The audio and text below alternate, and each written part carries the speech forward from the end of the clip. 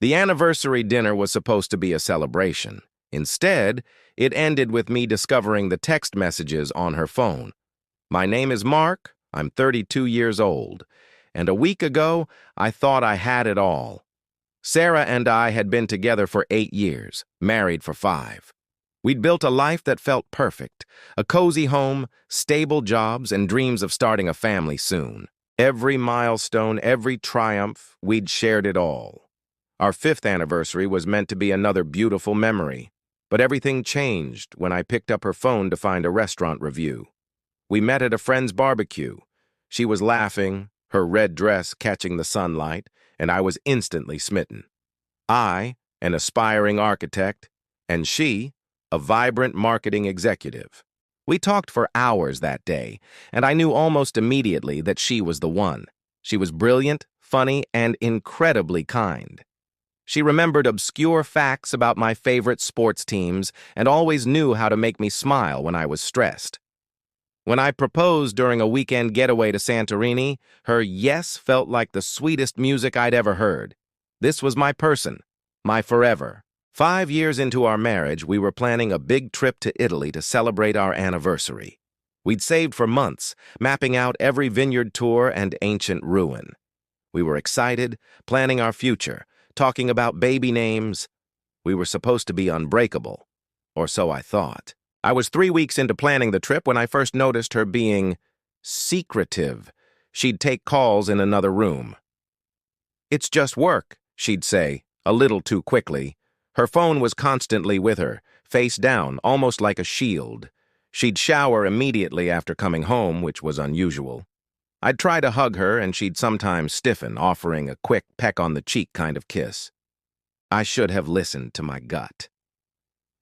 Our anniversary dinner was at our favorite Italian restaurant, the one where I first told her I loved her. She seemed distracted, her eyes darting to her phone, which she had placed face down beside her plate. I tried to make conversation, reminiscing about old times, but her responses were terse. When she excused herself to the restroom, leaving her phone behind, a sudden, cold dread washed over me.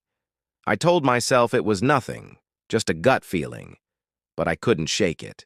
And that's when things got worse. Later that night, after we'd returned home, she was already asleep when my phone buzzed with an email. It was the confirmation for our Italy trip, and I wanted to show her the updated itinerary. I reached for her phone to set an alarm for the morning, something we always did, and that's when I saw it.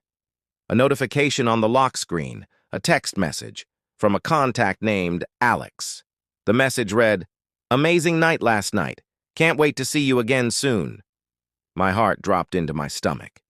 My hands started to shake. I told myself it must be a friend, a coworker. But I wasn't ready for what I discovered next. I unlocked her phone. My fingers felt clumsy, numb. I went straight to her messages. There, under Alex, was an entire conversation log, pages of texts, pet names, inside jokes, dates. "Our anniversary dinner was boring," one text read. "Wish I was with you instead." Another, from earlier that day. "Thinking of you, can't wait for tonight."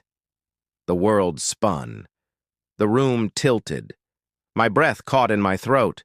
I scrolled down further, hoping, praying it was a misunderstanding. But there was no mistaking the intimacy, the explicit details, the planning. It had been going on for months. This wasn't a one-time mistake. This was a secret life. In that moment, I realized my entire life, my entire future, was a lie. My world shattered. I didn't wake her. I couldn't. I just stood there, phone in hand, staring at the words that had ripped my universe apart. I felt a primal scream bubbling up, but no sound escaped.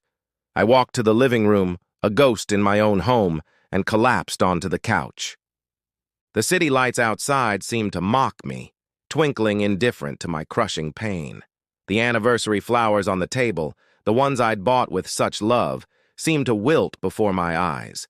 I spent the rest of the night replaying every moment, every distant glance, every excuse. The subtle foreshadowing I'd dismissed, now screaming in my mind. I called my best friend David at 3 a.m. His voice was thick with sleep, then sharply awake with concern as I choked out the words, "She cheated, David, on our anniversary." The lowest point of my life. I had to make the hardest decision of my life. It's been a week. Sarah is staying with her sister. We've had one conversation, a short, tear-filled exchange that felt hollow and meaningless. She offered apologies, explanations, but I couldn't hear them past the ringing in my ears. The sting of betrayal is still raw, a constant ache in my chest. The Italy trip is canceled. Our dreams of a family, gone. Our home, once a sanctuary, now feels like a mausoleum of broken promises. I'm trying to figure out what comes next. It's hard. Some days I can barely get out of bed. But I know I have to keep going. I have to find a way to rebuild, even if it's from ashes. Betrayal changes you. It forces you to confront the fragility of trust and the hidden depths of pain. But it also forces you to look inward, to find a strength you didn't know you possessed. If you're going through something similar, remember that your worth is not defined by someone else's actions. It's a long, messy road, but healing is possible. You deserve a love that is honest and true. And sometimes the end of one story is just the beginning of another, stronger one.